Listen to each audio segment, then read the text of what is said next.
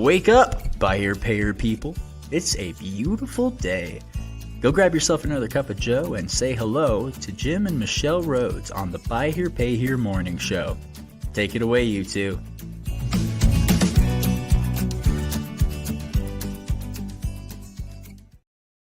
Morning, everybody. It's time. Okay. Jim, Happy Wednesday, y'all. Jim.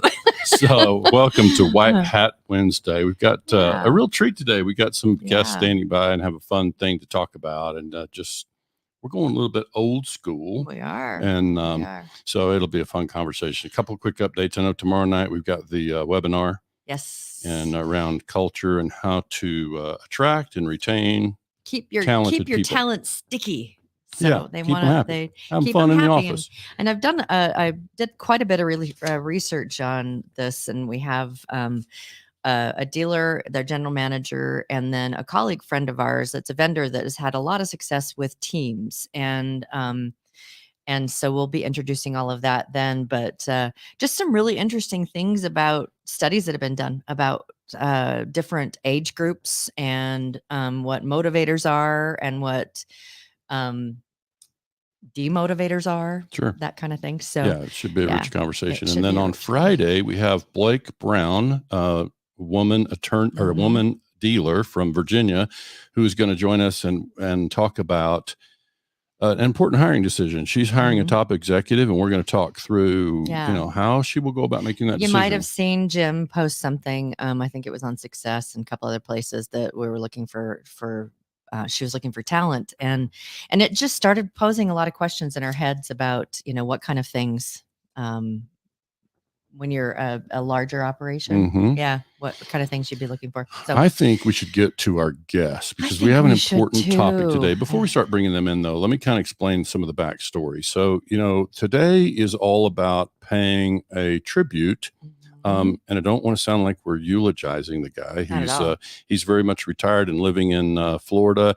And so today is really about honoring the contributions of Rick Reeves and his DCF program to the larger buy here, pay here industry.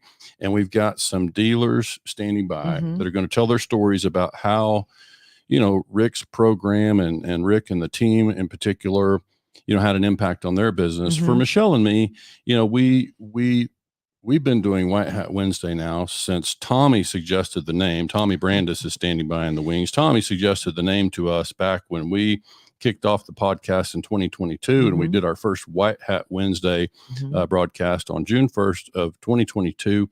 And so this is just, we're 90 some odd episodes, I think, of White Hat Wednesday. And White Hat Way for us is really about introducing dealers to a way of doing business that is really customer centric. And there's lots of other things to understand about White Hat Way, but I think for the purposes of our conversation today, it's really about customer success in addition to dealer success and what that balance can look like. Right. Yeah. And so I think our dealers today will be able to speak to as they talk about, the history of Rick Reeves and the program. And I've got some really fun material to be able to share from 1995. There might even be dealers out there that weren't even born then. I think maybe Gunner. I don't know. Gunner is a young dude. But this is really great stuff. And so, can I just, again, married into buy here, pay here. That we talk about this stuff all of the time, and it's been fun to draw connections and parallels and to a lot of the things that Jim learned from Rick, and so it's really been a nice thing to go through and to see the things and to talk about the specific stuff. Some of our dealer guests will not know this story. I'll tell a quick version. In 1995, I was working in a new car store in Oklahoma. In 1997, I was managing sales manager trainer, and they came to me one day and said, "Would you go open our buy here, pay here store?" I said, "Sure. What is it?" And so that was me in 1997. They put me on a plane, sent me to Sarasota, Florida for training, and was a pretty intensive boot camp for about 5 days. And there's just a lot of really fundamental information that we learned in that. And so, yes, certainly, today is not about me and what I learned. I want to hear from these dealers, but it's like, I certainly picked up some fundamental things back in those days that still apply. Yep. And I look forward to talking to these dealers. Yeah. Before we bring in the dealers, can we let's bring in Virginia Witter. I think she's standing by. So Virginia was part of the team. Everybody that worked Good morning, Virginia. Virginia back you in the are day knows muted right Virginia. now. There you go. Okay. Hi, Virginia. Welcome. Yes. It's real. We're really glad that you could join us today, and it was a pleasure to meet you. We met a couple of years back.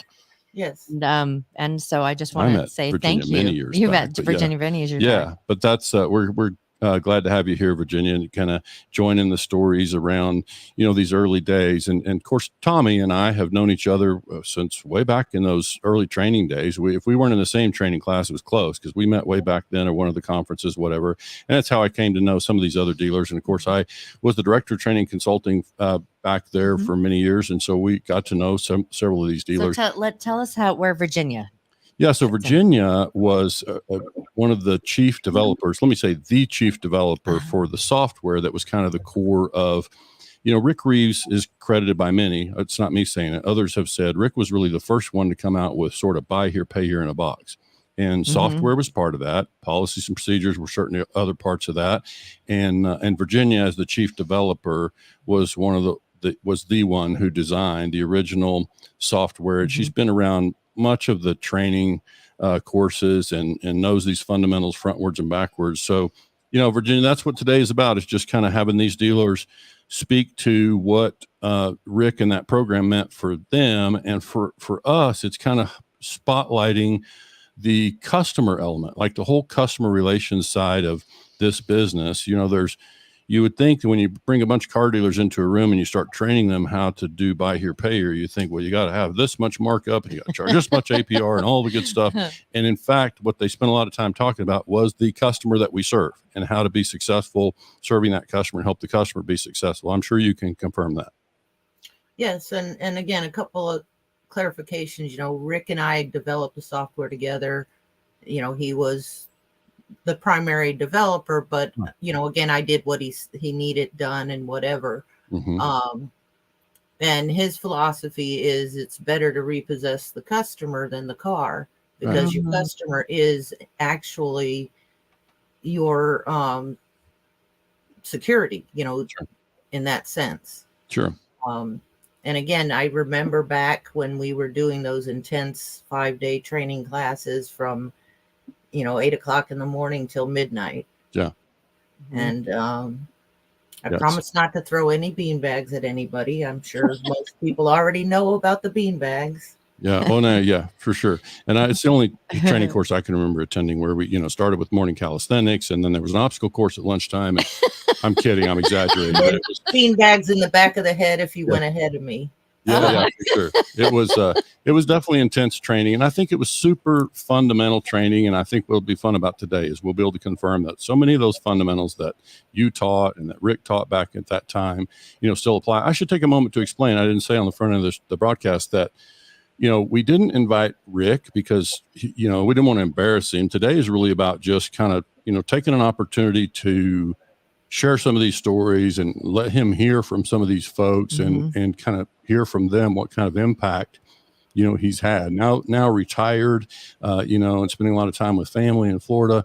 We just wanted to take an opportunity to just pay tribute to, his contributions, and especially on this customer success side. Let's bring in Mr. Tommy Brandis. He is in the wings. He's at a car auction today on behalf of the Mid-Atlantic State Association, Multi-State Association, and he is the executive director there. So you're one of a few examples of folks that continue to serve in leadership, and now 30 plus years in business, Tommy. So, welcome. You want to share your early Rick Reeves stories? Yeah. Good morning, everybody. I got my executive director hat on today. So, which is fun, but I still see, a bunch of my friends. Keeps me young in the industry, so to speak. But sure. Yeah, early days with Rick. Virginia isn't lying. Beanbags to the back of the head if you weren't paying attention. And I don't want to discount Navy SEAL training. We didn't get thrown into an ocean, but it was pretty vigorous. But that being said, what we learned in those 5 days, I would love to somehow replicate that today because there's so many dealers out there that just don't have that 5-day boot. We'll call it a boot camp. Yeah. That could go out. But yeah, Rick was instrumental in everything. I mean, the philosophy is simple and timeless. Yeah. And I still have the books in my desk drawer. I broke it out. We hired a lot guy the other day, and he didn't know anything about 18-year-old kid. I said, here, read these. So you get a kind of a feeling what our customer is and what we do. So yeah, I still use the philosophy and the training tools to this day. Yeah, of course. And I think, you're a guy who obviously knows, you and I have talked about this, and I know in our prior conversation on the podcast and outside that, what some people would call old school, you and I call fundamentals. And it's like blocking and tackling a football. It's like, just because it's old school doesn't mean it's wrong. And, it's still obviously very fundamental things that we learn. And I think you and I still follow a lot of the stuff we teach and share a lot of the stuff because it's very much focused on longevity. It's about long-term success, right? And how to, win customers and get those repeat and referral opportunities. So just kind of share your customer perspective and how much that was shaped by the training you received back then. Well, it truly comes back to the customer. Everything is a digital age and credit scoring and all that. And I'm speaking on that at the Buy Here, Pay Here United Summit in April. But all that digital and all that technology comes from the concept of how the customer is taken care of. That's how it's built. And you could go back and if you're not taking care of this customer and working with this customer, sometimes I like to call myself the world's highest paid babysitter, I guess, but the customer has to be part of your family. Yeah. And you have to truly have a vested interest in their success in order for your success. We just had a third generation just by last week, and we've had a fourth generation, and the other guys you're going to get on this are in the same boat I am. I think they all still use Rick's teachings. Yeah, and they've been in business for many years, all of them, and so. This is the first time we've had a guest eaten by a Rottweiler while live on the broadcast. So I'm afraid we lost Virginia. Virginia, you still there? Mine are at home, so I'm not. I have my two at home, so maybe Virginia. Well, like I tell everybody, I'm always available because I live here. I mean, I work from my house, and it's beautiful. Let me see if we can play, Michelle. If you'll put that other. I want to get this from Gordy. Let's see if we can play this from Gordy. Let me do the screen and see if I can play it. Gordy was not able to be here today. He's out buying cars, and so we just wanted to get his commentary. Let me make sure I got the right video loaded here. We're actually marketing their program about the period that I first met him. Would have been roughly August of '92, and he came to a 20 group meeting that I was at and spoke about Buy Here, Pay Here and what it was. At that time, we were pretty strong on used cars versus new. We always thought that the ratio should be at least 2-to-1 used to new. And we were looking for a way to jump that to 3-to-1. And so the timing was very good. Rick came in and explained his system. I think he was amongst the very first people ever to systematize the approach to Buy Here, Pay Here. In other words, controlling your cash and deal and having very, very clear written policies in terms of how you were going to treat customers and how you're going to collect. They were actually marketing their. It's looping back. So, again, you already heard from Gordy, the idea that, it's how you treat customers, right? And treating customers with respect. And I've got a couple more videos teed up from him that we'll play, but let's bring in some of our other guests. We've got Mr. Mike Duea standing by. Mike is somebody, Virginia and I knew. I'm guessing Tommy knew him well back in Iowa. He had multiple locations out there, and he's now comfortably retired. So the Buy Here, Pay Here business has been good to you, Mike, and I'm looking forward to hearing your story about how Rick Reeves and that training served as a foundation for you and your success. Well, good morning.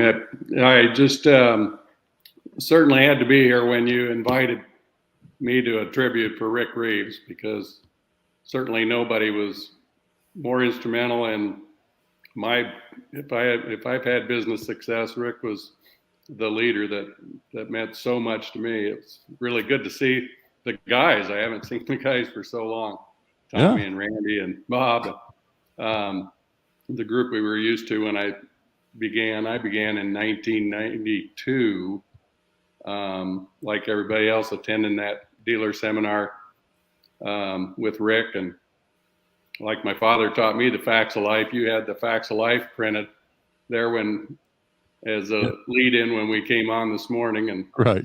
And it's certainly Rick's facts of life that we followed to get a track to run on to do this thing. Being a new car dealer, everything worked in reverse, it seemed, in those early days when we were making decisions.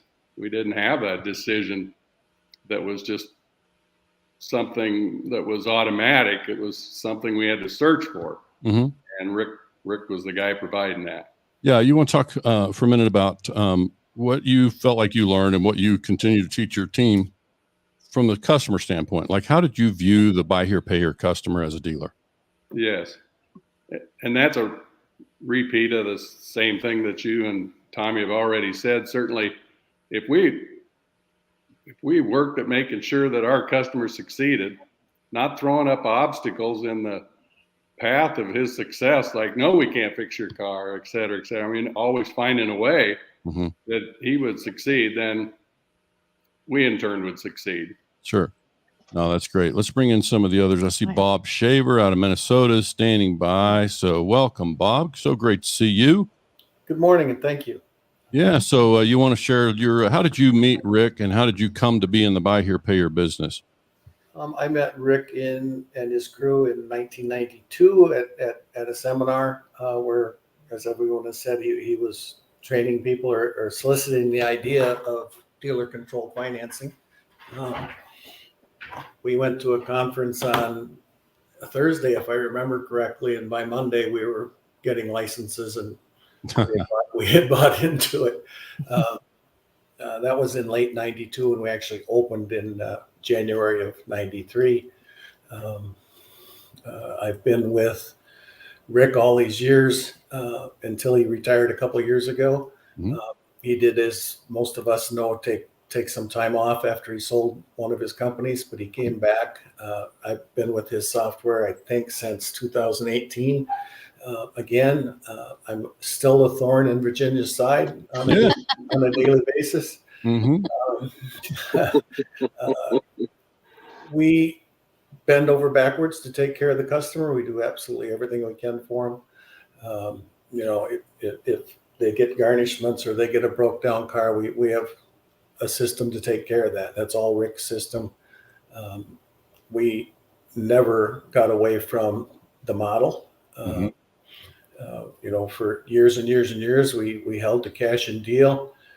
We don't do that anymore, thanks to inventory supply and COVID and whoever you want to blame. But our cash and deal has doubled in the last 4 or 5 years, if not gone a little more than that. But when I see Rick, or when I have seen him over the years, I've always thanked him for making me a rich man. I appreciate that. We currently have 4 stores in Minnesota, about 35 or 6 million in receivables and 27 or 800 customers. Life is pretty good in spite of the world. It's tougher, but we're hanging in there, and we truly appreciate Rick and Virginia and what the software has done for us. Absolutely. So it sounds like all of the principles still apply today just as much as it did before towards the customers. Maybe even more so right now. The customers living paycheck to paycheck are in trouble. Yeah.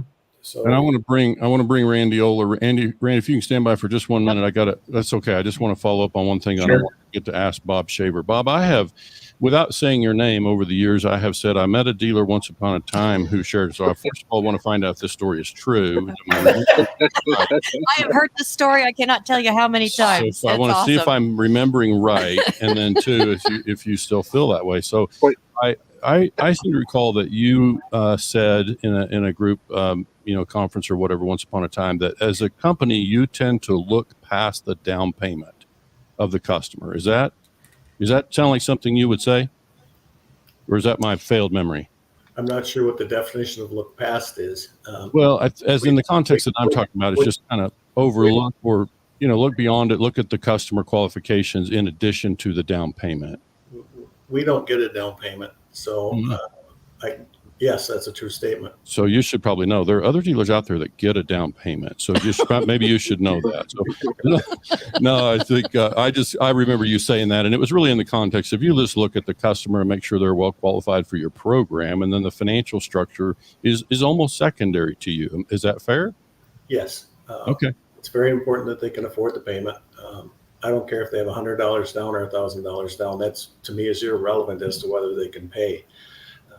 Our customer gets, if they have $1,000, they get the lottery ticket or grandma gave it to them, or, it's fake money. They don't have $1,000 ever.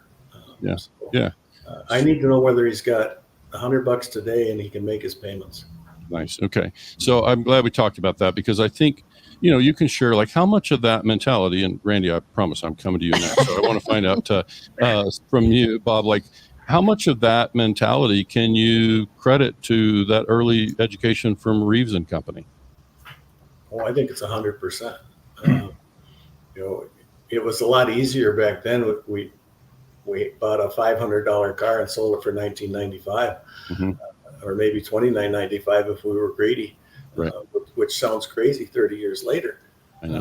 But keeping your cash and deal in line was a lot easier. If you got $100, you were okay. Yeah. And maybe it's unfortunate, maybe it's not, but we trained our customers. All they need is $100, and we've done it for 30 years, 31 years.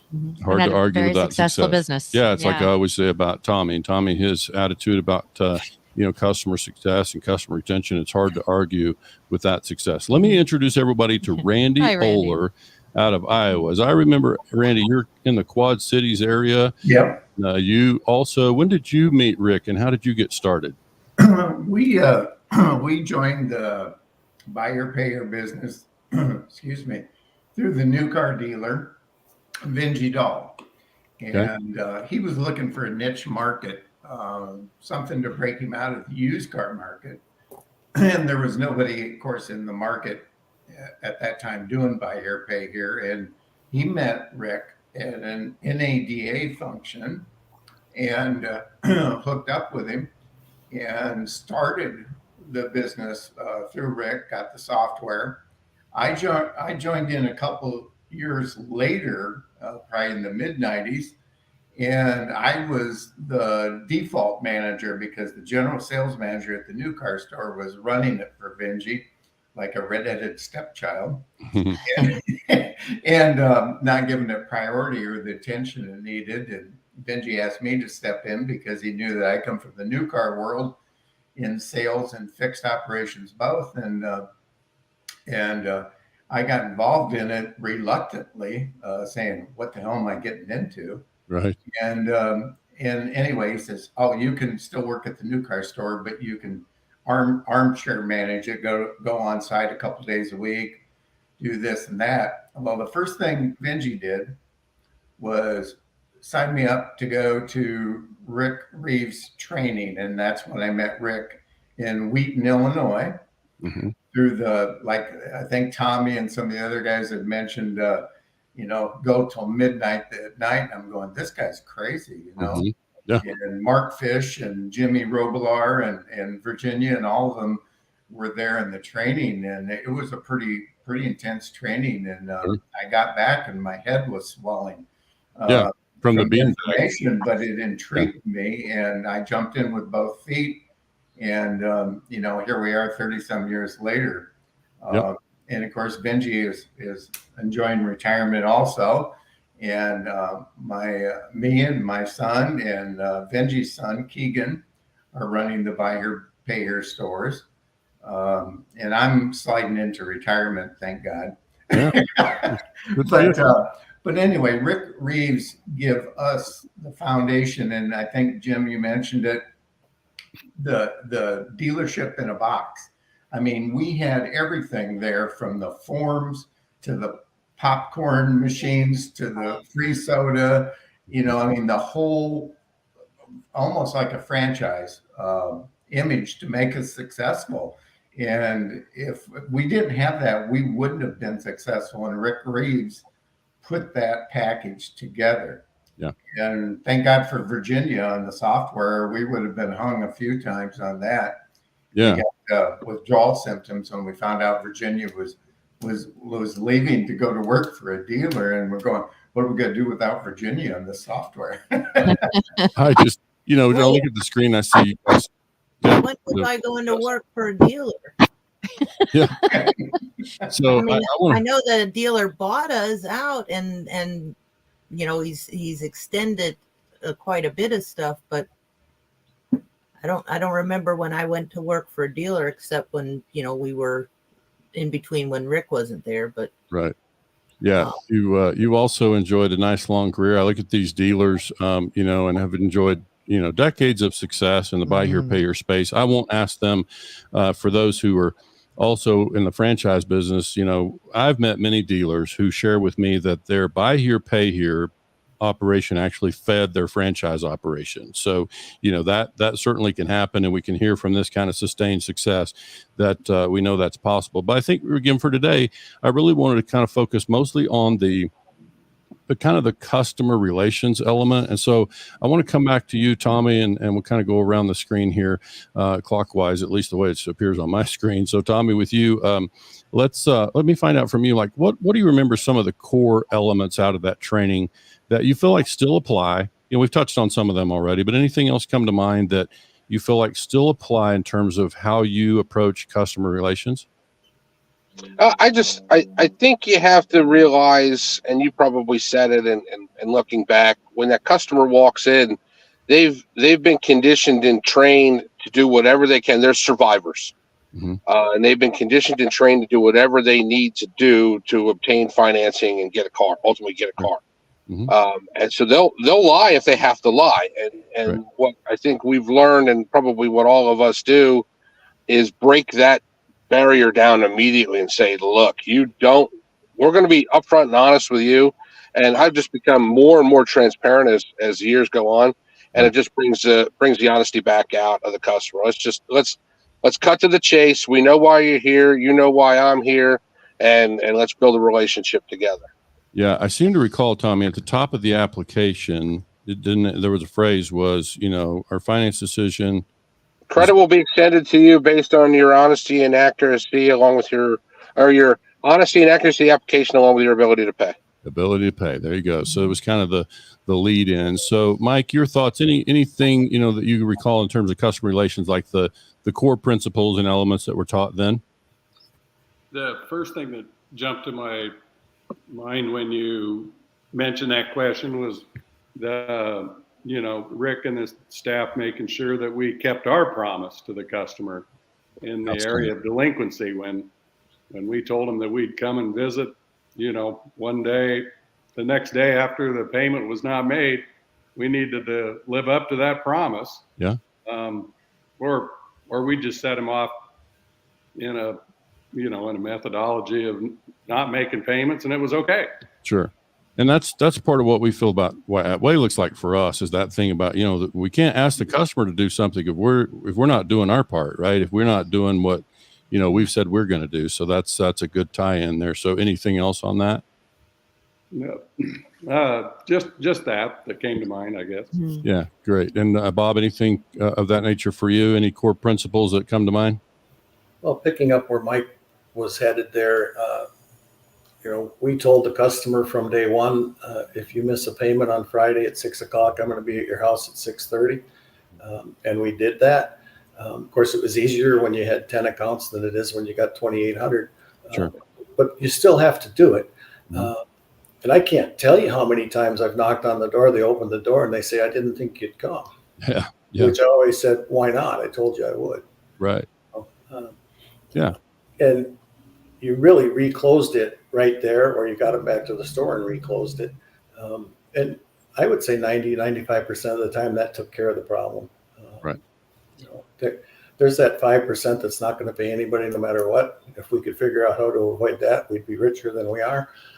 But otherwise we've already discussed the basic things. Mm-hmm. Yeah. Some of it's buying the right car. I think most of us probably saved some, would have made bigger mistakes without Rick's input on which car to buy and what not to buy. Mm-hmm. Back in the day, we didn't buy foreign cars and things. Yeah. I had a partner for the first 3 years before I bought him out, and the first car he brought me was a Mercedes. Uh-huh. Luckily, I could say, no, see, we can't have that. Yeah. Good enough. Yeah, no, that's good because it kind of, I think what you're touching on it. When we finish this question, I want to show the document that I was talking about. But so we dug up with Tommy's help. We found the old facts of life, educational information. I look forward to sharing some of that with you because it does talk about what you're touching on there, Bob, about we can't set the customer up to fail. It's on us to make sure that we structure something that can work for the customer. And so that's part of what, we certainly feel like we learned back then. What do you think, Randy? Anything else come to mind that in the way of kind of core relation or customer relations elements?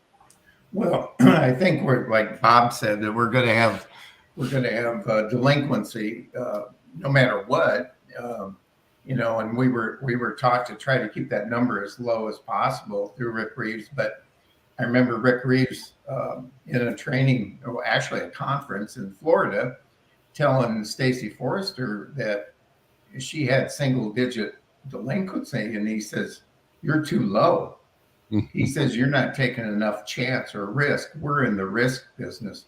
Yeah. We manage the risk business." And I think that's what I have to remember a lot is that we take chances every day, but we're betting on the customer to pay, and hopefully they will, and those core fundamentals, you have to remind yourself every day of, you got to love your customer. And if you don't love your customer, you're in the wrong business. And I think Rick Reeves taught us how to get the customer to pay.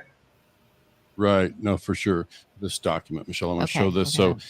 So this is something Virginia will recognize. And again, Tommy provided it, and it's copyrighted 1995. So the attorneys can reach out to me if if we've violated any kind of a copyright infringement here. But I think that's all kind of the fundamental stuff that I don't know if everybody can read that, but it's really, important kind of facts of life that touch on many of the things that, that we've touched on here. I'm just going to read a few, and then there's one down there that might be due for an update, but, I'm going to rifle through some of them. So our customers need dependable transportation. If the car does not run, the customer will not pay.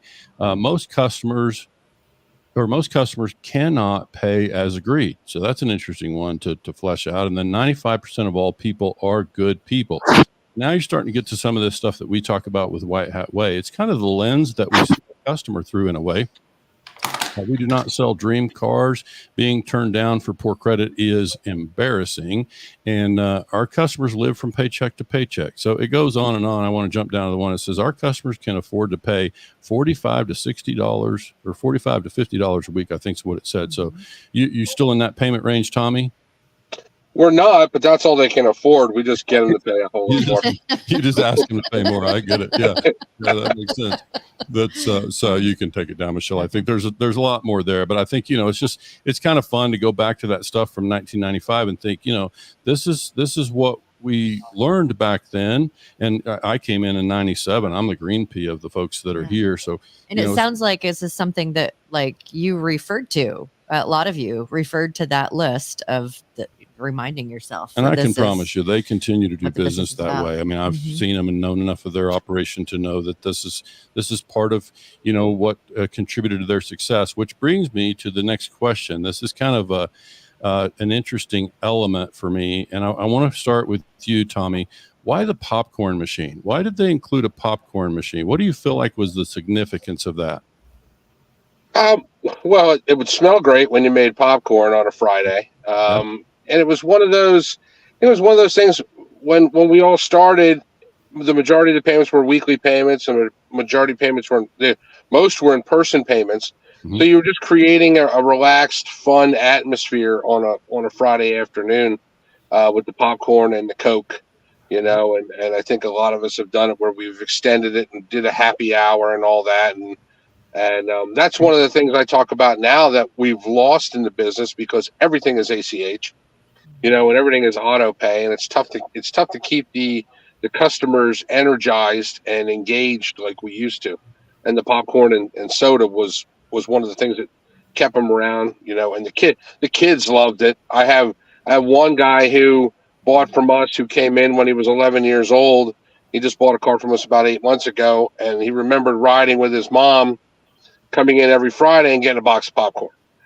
So now he's buying cars for me, and he's got little kids, and I'm sure his kids maybe someday I'll buy from, Gunner. So it's pretty cool.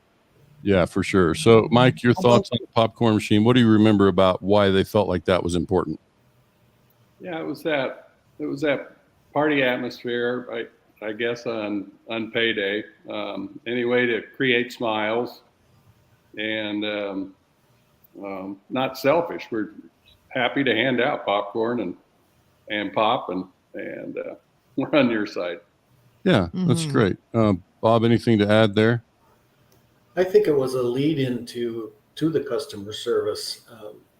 Back when we started, our customer would go to a new car dealer and literally they'd throw them off the lot, or they wouldn't talk to them at all. I've had customers way back then that would ask me, how do they know? They didn't even come out and talk to me. Yeah. So I think it was just a way of opening the door that we're going to treat you different. We're going to treat you right. We're going to respect you, and you're going to be honest with us. We'll be honest with you, and we'll figure this out. It was just a lead-in.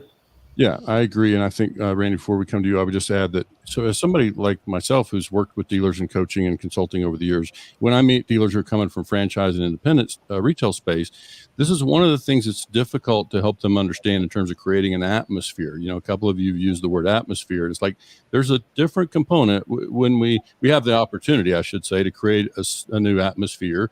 And I feel like the popcorn machine was in a way, an opportunity to do that. Randy, your thoughts there?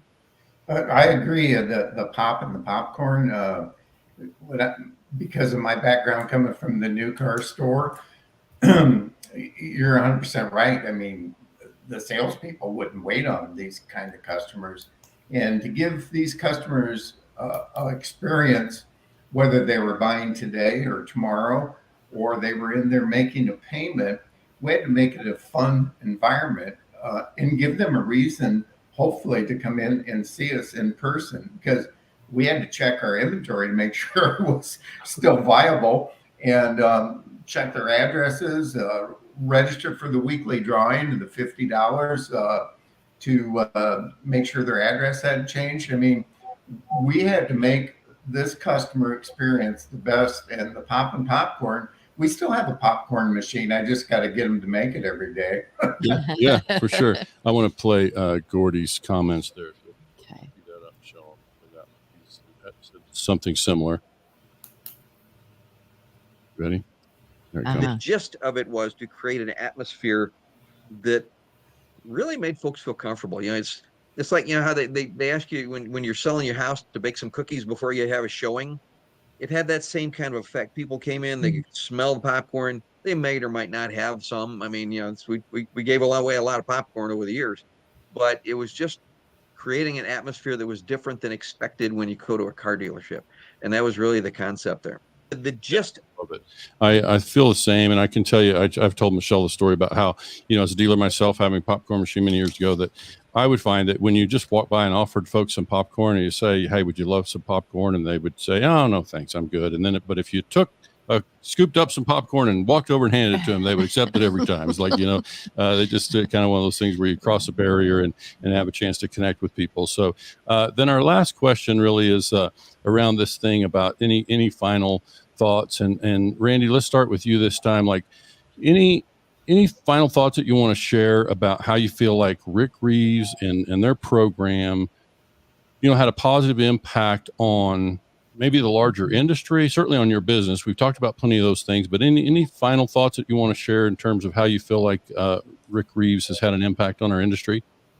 Oh, I can't begin to explain the impact he had on me, let alone the industry. I mean, I wouldn't be in the buyer payer business if it wasn't for Rick Reeves, and Vinci Doll wouldn't have started it without Rick Reeves. So, I mean, going forward, it's like everybody said, the foundation and the program that he provided made you almost, as long as you had a little bit of money, you were fail proof, You had the basics there to start, and the rest was up to you. Yeah. And I think because of, Rick's influence there and helping you and that family get in the business, imagine all the people that you've helped in the Quad Cities. Oh, it's like Tommy said earlier, and I'm sure that Bob and Mike and everybody here, I mean, I've known them all through 20 groups, and we always talk about our referral business, and we were always tracking our referrals. If you didn't have 50% or above referral business, you might be doing something wrong.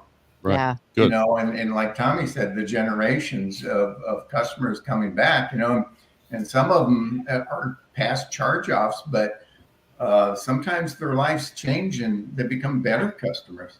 Sure. And we know that part of what happened there is, we were encouraged as dealers to offer a shorter term note and give the customer every reason to do business with us again as that account started to wind down. So that's all part of the program and part of what I think we can point to as your long-term success. So Bob, anything to add there? Any kind of closing thoughts about Rick Reeves' impact? Well, the impact, was tremendous. We've got 4 dealers here, and you've got recordings from 1 or 2, but there were hundreds. And, we set the standard. The DCF dealers set the standard that everybody else tried to live up to. And it started with the boot camp that you guys have already discussed. But nobody at this point has mentioned that we went back every 6 months to a free conference and basically had the basic training over again, pounded back into our heads, because I would be willing to bet that all of us drifted a little bit in that 6 months, especially in the beginning. And he brought us back to the model and kept us in line. I don't think there's a better guy anywhere out there to look at your data and tell you what's going wrong where. Sure. Up until a couple of years ago, I had a weekly meeting with Rick, and it was the most valuable thing we ever did. Yeah. He's just had a tremendous impact. Sure. And I think, we see that, through your successes and your long history, just like you, of all the customers that you have come in contact with in those markets in Minnesota, there are a lot of people who were in a tough spot and needed some help in the way of transportation. You've been able to provide that for many, many customers across those counties in your area. So, in that way, I can see that he's had a positive impact in your whole region. Absolutely. In the whole region. Right. Good. So Mike, any thoughts from you on that? I do have one little clip to play from Gordy and some parting thoughts as well. So Mike Duea. Yeah, certainly Rick had such far-reaching impact. I remember just being so excited about the program, discussing it with the NIADA 20 group buddies, and and they'd go see Rick, and that's where that all started, in terms of a referral system from dealer to dealer to dealer. And Rick was about doing the right thing. Yeah. And when we did the right thing with our customer, it made a pretty super business. So yeah. And great. I appreciate that. And then Tommy, he mentioned doing the right thing. That's what you and I try to do through the podcasting and every place else we can do in success. We're trying to introduce people to this idea that, you can take care of your customers and have a really successful business, Yeah, exactly. And I think one of the things when Rick created this, if I look back on it, he created it for just the like a mom and pop used car. It made sense to a mom and pop used car dealer where you can go out and sell 10 cars a month and build a small portfolio. But it's scaled, as you can see, with Bob's situation. Right. You could scale it, but the fundamentals still stayed the same. Right. And he also brought together, like a bunch of like-minded individuals. I mean, I'm looking at the screen and I'm just going, wow, the amount of knowledge sitting and the amount of knowledge I took from the guys on the screen in front of me, over the years is just, it's immeasurable, so it's pretty cool to still have that family. It's very smart people, very much following the fundamentals that you and I talk about. And so it's pretty clear evidence of a lot of success. Virginia, final thoughts from you there before I bring Gordy's comments in? Well, again, concerning like the weekly drawings and the popcorn machine, there were some other alternative or, results from that. One of the things that we did was we would send the dealers off to do other buy here, pay here, pretend shopping. Mhm. And they can see from firsthand how the customer is treated at other buy here, pay here. It's not just new car dealerships, but some of the other buy here, pay here, they want half the money down and all this other stuff, or they got dirty bathrooms. Mhm. The bottom line is that by having the popcorn machines, having the Cokes, having the seller, different systems and different parties that you have going on, the giveaways, it's all to show respect to the customer. Good. Provide a clean dealership, a clean environment, and let them have the same respect they would have had at a new car store if they had perfect credit. Yeah. And then the down, the other side to that is by having that, they're looking at your new inventory. They're looking at, oh, what do you got now out there? I think I'm getting ready to trade my car in or something like that. So you're getting them to see that inventory, even if it's, once a month, once every 3 months. And like they said before, the weekly drawings, customers are more likely to write down the correct phone number if they're going to get $50. Mhm. At least then you can, verify that the information is up to date. Right. So everything that Rick planned was with the understanding that even though you're giving things away, you're getting a lot back because they're bringing their friends, they're bringing everything, and it's what builds the business. And the best I can say is give your customers respect. Let them feel like they're important to you, and then they'll treat you right in return most of the time. Right. Very Yeah. good. You can tell that Virginia did a lot of teaching and learning in those years and working with Rick and company. And I would just, we can go and play Gordy's and a couple things to share on the backside there. I've got it ready when you are. Good. To Rick and Virginia and John and some of the folks that we dealt with on a regular basis, I really want to say thanks because, it's ironic in my career path. I was a successful new car dealer until I had an internal theft. And it was my buy here, pay here operation, which every bank I talked to frowned upon, that kept my butt above water until I was able to work through selling off the franchise. I never declared a bankruptcy, and I'm still here because of that business. And we found our way through it, and it has provided for homes and college educations for kids and lots of toy cars and all sorts of different things that have been a marvelous lifestyle because we got into buy here, pay here. New car business is fun because there's a lot going on, but this business is fun, and you're enriching the lives of your customers while at the same time you're able to make a good living for yourself. So it's been tremendously rewarding, and I'm very thankful for it. So yeah, there's so many things that he said in there that I think kind of, sum up what we all talked about. But I think, it's really about, as has been touched on, I mean, it's about customer success. There's so many dealers here been in business, like Gordy, I think Randy said, 92, whatever those years were that, people got started in those programs. So you're 30 plus years of doing business.